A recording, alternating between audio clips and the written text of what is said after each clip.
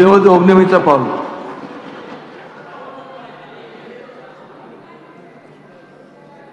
নমস্কার স্যার, ধন্যবাদ অধ্যক্ষ মহোদয়কে। আজকের যে বিল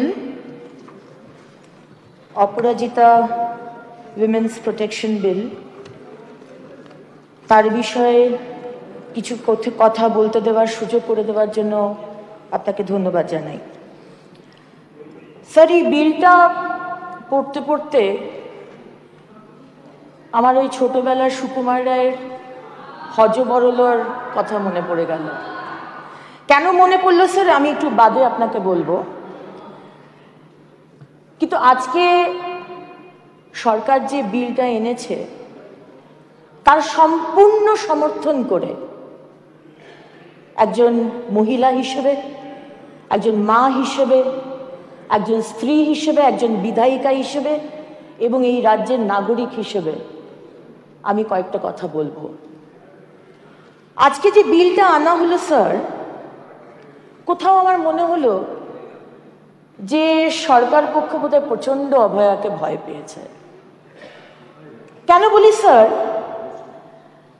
কারণ অভয়া না শুধু একটি মেয়ে যে গণধর্ষিতা হয়েছে, খুন হয়েছে তা নয়, কিন্তু আজকে অভয়া এই যে অত্যাচার, এই যে অনাচার, এই যে পুলিশের অপশাসন, তার এক প্রতিবাদের নাম, একটা প্রতীক, একটা সিম্বল স্যার। আজকে একটা অভয়া মারা গেছে স্যার, কিন্তু শুধু পশ্চিমবঙ্গে নয়, শুধু ভারতবর্ষে নয়, সারা পৃথিবীতে আজকে অভয়ারা রাস্তায় নেমেছে স্যার, রাত দখল করছে। তারা বলছে আমাদের সুরক্ষা চাই। এটাকেই বোধহয় সরকার ভয় পাচ্ছে। কেন বলছি ভয় পাচ্ছে স্যার? কারণ ঠিক 1 মাস আগে এই যারা মহিলাদের ধর্ষণ করে, নাবালিকাদের ধর্ষণ করে, তাদের জন্য মোদী সরকার যে ন্যায় সংহিতা এনেছে, সেই ন্যায় সংহিতার বিরোধিতা করে প্রস্তাব এনেছিল এই শাসক দল। তখন তারা বলেছিল ড্রাকোনিয়ান ল, পুলিশ স্টেট বানাবার চেষ্টা করা হচ্ছে, not in consultation with the state. যদিও বা তখনও বলেছিলাম যে প্রত্যেক স্টেটকে চিঠি পাঠানো হয়েছিল, তারা চিঠির উত্তর দেয়নি। তখন তারা বলেছিল অধিক শাস্তির কথা, কমপ্লেন করেছিল।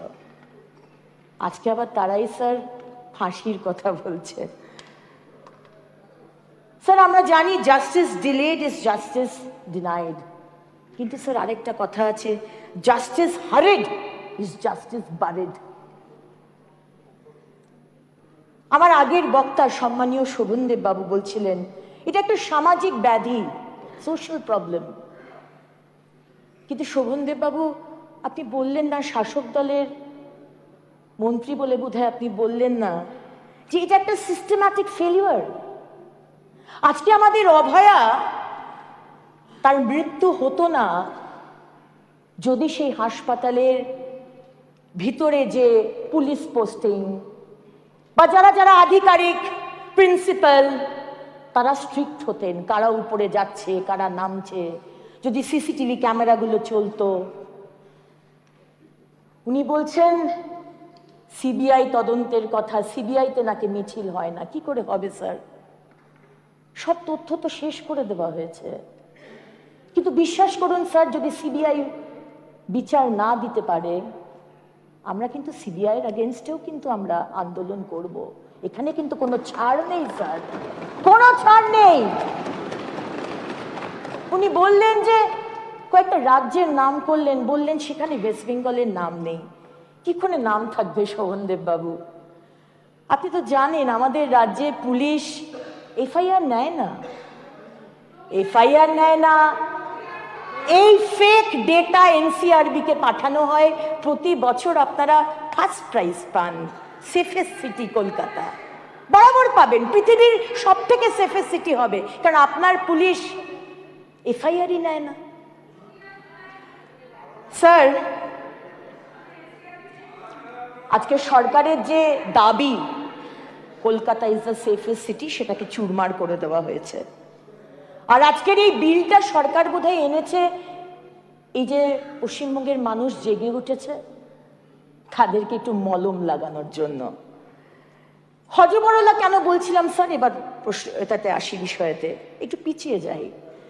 নির্ভয়ার মৃত্যু হয় 2012 সালে এবং তারপরে সংসদীয় দলের একটি প্যানেল গঠন করা হয়, যার নেতৃত্বে থাকেন সম্মানীয় ভেঙ্কাইয়া নাইডুজি, এবং সেই প্যানেলে তৃণমূলের সদস্যও থাকেন। সেই প্যানেল ফাঁসি বা ক্যাপিটাল পানিশমেন্টের বিরোধিতা করে। কি অবাক না স্যার? তখন বিরোধিতা, আজকে ফাঁসি ফাঁসি ফাঁসি, 180 ডিগ্রিজ চেঞ্জ। এটাই এক্সপেক্টেড। আজকে যে সরকারের না নীতি আছে না নৈতিকতা আছে, দিস ইজ এক্সপেক্টেড। আমি কয়েকটা ডেটা আপনার সামনে রাখতে চাই স্যার। আজকে 2013 সালে নির্ভয়া ফান্ড, নির্ভয়া তহবিল গঠন করেন এই সরকারের জোট সঙ্গী কংগ্রেসের মনমোহন সিংজির সরকার। সেইখানে স্যার 75.708 কোটি টাকা বরাদ্দ করা হয়। আর পশ্চিমবঙ্গ কত ইউজ করেছেন জানেন? 3,93,00,000 মাত্র।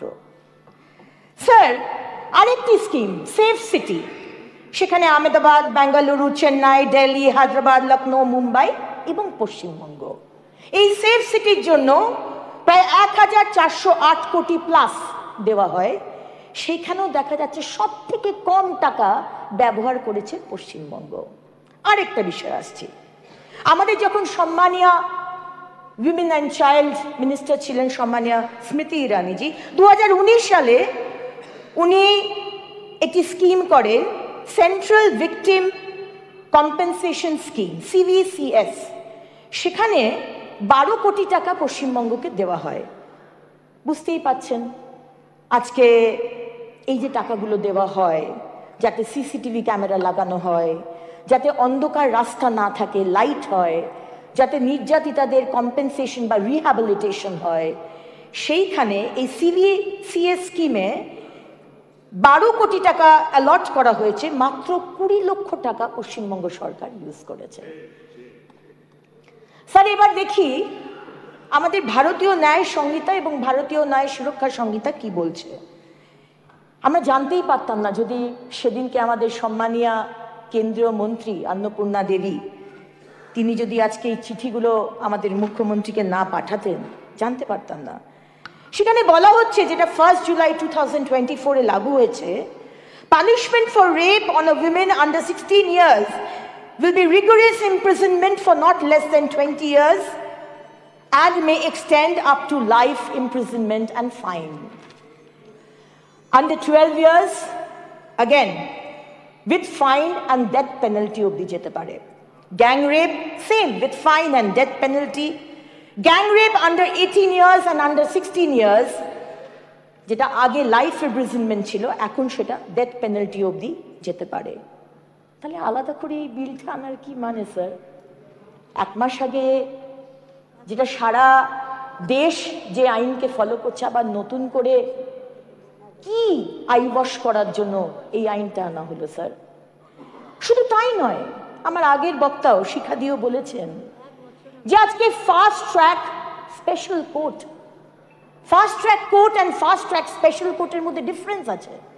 ফাস্ট ট্র্যাক কোর্টে অনেক রকমের কেসেস যায়, কিন্তু ফাস্ট ট্র্যাক স্পেশাল কোর্টে শুধু রেপ, শুধু পক্সো, যেটা নিয়ে আজকে আমরা ডিসকাস করছি, সেইটা বলা হয়েছিল 21খানা করা হবে, তার মাত্র 6টা হয়েছে স্যার। বাকি 17টা করতে বলা হয়েছিল, 6টা মাত্র হয়েছে, 11টা কিন্তু এখনো হয়নি স্যার। কেন বলুন তো? আজকে বলা হয়েছিল একটি উইমেন হেল্পলাইন নাম্বার কেন্দ্র সরকার বলেছে এবং রাজ্য সরকার বলেছিল, ইচ্ছে প্রকাশ করেছিল, আমরা করতে চাই এই ফাস্ট ট্র্যাক স্পেশাল কোর্ট, এই উইমেন্স হেল্পলাইন নাম্বার 181, আজ অব্দি হয়নি। স্যার আমরা জানি prevention is better than cure. আজকে হেল্পলাইন নাম্বার, আজকে রাস্তার লাইট, সিসিটিভি, এগুলো যদি করা যেত তহবিলের টাকা ইউজ করে, তাহলে অনেকটা আমরা হয়তো অনেক অভয়াকে প্রোটেক্ট করতে পারতাম স্যার। স্যার, আমাদের রাজ্যে আইন আছে, আইনের শেষে আদালতও আছে স্যার, কিন্তু তার মাঝে আইনের প্রয়োগটা নেই স্যার। আর আমাদের রাজ্যে মাননীয় মুখ্যমন্ত্রীর রাজত্বে এখানে যে আইনের শাসন নেই, সেটা তো আমরা বারবার বলেছি এবং আমি জানি সবাই সহমত হবে। এই বিলে বলা হচ্ছে স্যার 21 দিনে এফআইআর থেকে 21 দিন এবং দরকার হলে 15 দিন বাড়ানো যেতে পারে। এত টাইম নিয়ে এত 21, 15, কিন্তু স্যার কামদুনি 2013 সাল 7ই জুন আমাদের প্রিয় মুখ্যমন্ত্রী সেদিন গিয়েছিলেন 17ই জুন। উনি গিয়ে বলেছিলেন স্যার 15 দিনের মধ্যে চার্জশিট, 1 মাসের মধ্যে ফাস্ট ট্র্যাক কোর্টে জাস্টিস। 11টা বছর চলে গেছে স্যার, এখনো কামদুনি বিচার পায়নি। স্যার, কামদুনির কেসটা তো সিবিআই দেখছিল না, সেটা সিআইডি দেখছিল। তারপরেও স্যার সব আসামিদের ছেড়ে দেওয়া হলো কেন? আজকে যে ডেটাগুলো বললাম স্যার, এখন ওনারা বলতে পারেন যে কেন্দ্র সরকার ভুল ডেটা দিয়েছে। যদি ভুল ডেটা হয়, আমি আপনাদের বলবো যে আপনারা একটা ডিফেমেশন কেস করুন কেন্দ্র সরকারের এগেনস্টে, যদি ডেটা ভুল হয়। স্যার, সব পুলিশ যে খারাপ বা পশ্চিমবঙ্গের পুলিশ যে দক্ষ নয় এটা বলবো না, অবশ্যই দক্ষ, কিন্তু স্যার পুলিশকে যদি শুধু বিরোধীদের শায়েস্তা করার জন্য কাজে লাগানো হয় আর সিন্ডিকেট চালানোর জন্য, তাহলে তো আজকে এই অবস্থাই হবে স্যার। আসলে সবকিছুর জন্য স্যার এই যে আইন বলছেন, এই অপরাজিতা আইন, এই ভারতীয় ন্যায় সংহিতা, এই 14 দিন, এই 21 দিন, এই 4 বছর, এই 10 বছর, এই 20 বছর, পলিটিক্যাল উইলটা তো দরকার স্যার। আজকে কিরকম এক দেখুন, কামদুনির কেস আর আমাদের আরজি করের বোনের কেস কিরকম সিমিলার না? দুজনকেই গণধর্ষণ, দুজনকেই খুন, আর দুজনেই ক্ষেত্রে স্যার প্রমাণ লোপাট করার চেষ্টা, এবং দুজনের ক্ষেত্রেই কামদুনির আন্দোলনকারীরাও বলছে যে সেখানে প্রমাণ লোপাট করা হয়েছে। এবং শুধু আন্দোলনকারীরা নয়, আদালত বলছে স্যার, একটু পড়ে শোনাই কামদুনির কেসে, State has failed to prove conspiracy and prior concert in the crime beyond reasonable doubt. It has also not led evidence to rebut the possibility of reformation and rehabilitation. On the other hand, conduct of the appellants in the correctional home is satisfactory, and other unrebutted materials before the court give rise to a reasonable belief that there is high possibility of reformation and rehabilitation of the appellant. এটা কিন্তু CID investigation করছিল sir.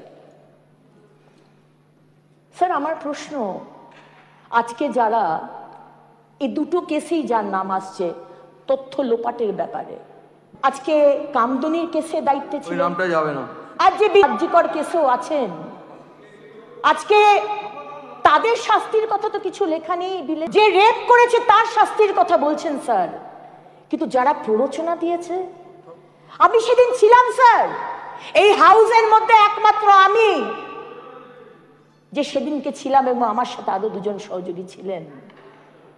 আমরা সেদিন দেখেছি sir অনেক অনেক প্রশ্ন। আচলের মতো একজন পুলিশ অফিসার থাকা সত্ত্বেও সন্ধ্যে 6টার পর কেন অভয়ার পোস্টমর্টম হলো স্যার, আমি সরকারের কাছে জানতে চাইবো। আমি তো আইনজীবী নয়, কিন্তু আমি এটুকু জানি যে সন্ধ্যে 6টার পর কোনো পোস্টমর্টম করা যায় না, তা সত্ত্বেও কেন করা হলো স্যার? আমি প্রশ্ন রাখতে চাই যে আজকে আমার অভয়ার, আমাদের অভয়ার, আমাদের বাড়ির মেয়ে, তার বডিকে কেন প্রিজার্ভ করা হলো না স্যার?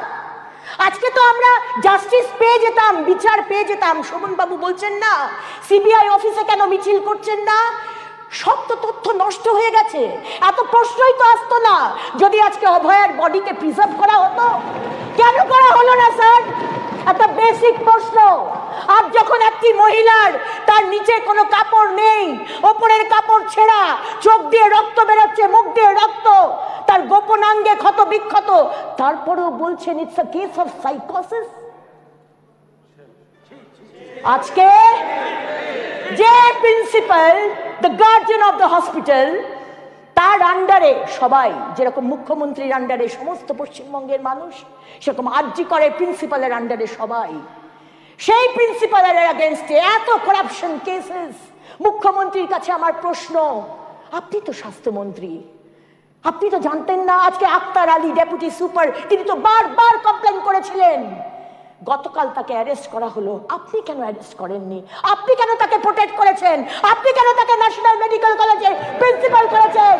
আমাদের প্রশ্ন স্যার, আপনি বলতে পারেন না যে দুর্নীতি আলাদা আর অভয়ার মার্ডার আলাদা। দেখা যাক, 5 তারিখের জন্য আমরা অপেক্ষা করছি। হয়তো অভয়ার মার্ডারের পিছনে এই দুর্নীতির একটা বড় যোগ আছে স্যার। রাস্তায় পদযাত্রা করবেন, ফাঁসি চাই, ফাঁসি চাই, আর 21 জন বাঘা বাঘা আইনজীবীকে দাঁড় করিয়ে দিলেন আমাদের ট্যাক্সের টাকায়, আমাদের টাকায় স্যার। আজকে 15 লক্ষ 20 লক্ষ টাকা যার এক একটা হিয়ারিং, আমাদের টাকায় তাদেরকে পেমেন্ট করছে সরকার, আর আমাদেরই অভয়া যাতে বিচার না পায় স্যার। ছি ছি ছি ছি sir, prevention is better than cure. Prevent করি। আজকে যে তহবিলের কোটি কোটি টাকা আসছে, সরকারকে জবাব দিতে হবে তো, শ্বেতপত্র বার করতে হবে তো, কত টাকা ব্যবহার হলো, কত টাকা ফেরত গেল। বারবার বাংলার মানুষকে বিভ্রান্ত করবেন, কেন্দ্রের চক্রান্ত চক্রান্ত, বঞ্চনা বঞ্চনা করলে তো হবে না sir. You are answerable, likewise we are answerable to the people of Bengal, they are also answerable sir. তাই প্রিভেনশন, তহবিলের টাকা থেকে যা যা করা দরকার সেটা করতে হবে। তারপরে স্যার, আজকে যারা রেপিস্ট, তাদের শাস্তি তো দিতেই হবে, কিন্তু শাস্তি দেবার জন্য এই লোকেরা যারা তথ্য লোপাট করছে, যারা না যাক স্যার, বলবো তো আমি এখানে, কারণ আজকে লাইভ যাচ্ছে। না না যাক স্যার, বলতে হবে, বলতে হবে স্যার, বলতে হবে, বাইরে বলা যায় সেটা বলতে হবে স্যার। আজকে এই নেতৃত্বে, আমাদের মুখ্যমন্ত্রীর নেতৃত্বে কেন কেন আজকে এখনো অবধি সিবিআই বিচার দিতে পারলো না, তার তো প্রশ্ন আসছে। কারণ সমস্ত তথ্য লোপাট করে দেওয়া হয়েছে। আর স্যার, আমার এই বিলের মধ্যে দুটো অ্যামেন্ডমেন্ট স্যার। একটা হচ্ছে যারা ষড়যন্ত্রকারী, তাদের শাস্তি পাওয়া দরকার। যারা 6টার পরে, আপনি অ্যামেন্ডমেন্ট দিয়েছেন?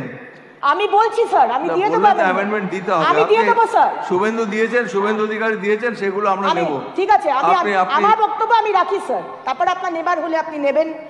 ষড়যন্ত্রকারী এই বিলের মতো যারা 6টার পরে পোস্টমর্টম করেছে, যারা বডি প্রিজার্ভ করেনি, যারা পোস্টমর্টমের টাইম আর ক্রিমেশনের টাইম এদিক ওদিক করেছে, যারা একটা বয়ান এক্স প্রিন্সিপাল ডক্টর সন্দীপ ঘোষের কাছ থেকে একটা বয়ান অবধি নেয়নি, এই ধরনের ষড়যন্ত্রকারী যারা বা তাদের মাথার ওপর যারা রয়েছে, তাদেরও কিন্তু শাস্তি দরকার স্যার। আর আমার সেকেন্ড পয়েন্ট স্যার, মহিলাদের শারীরিক ধর্ষণ তো হলো, কিন্তু মৌখিক ধর্ষণ, যারা মৌখিক ধর্ষণ করে, যারা বলে যে 14 বছরের মেয়ে তার প্রেম ছিল, পেটে বাচ্চা ছিল, তার শাস্তি হবে না স্যার?